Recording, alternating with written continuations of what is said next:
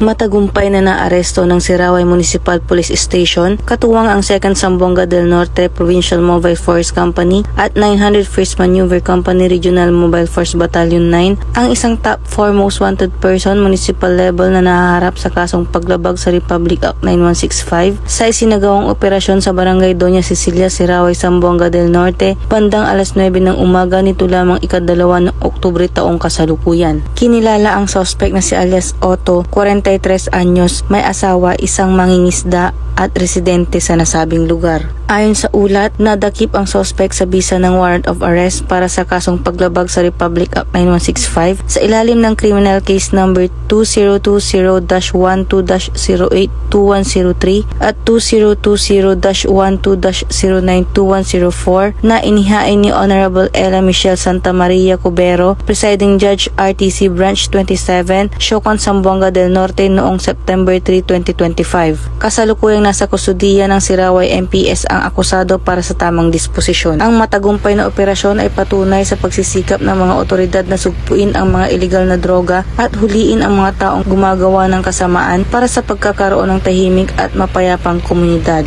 Mula dito sa Zamboanga Peninsula, ako ang inyong PNN correspondent, Patrolwoman Luis Mariconde, alagad ng batas, tagataguyod ng balitang pulis.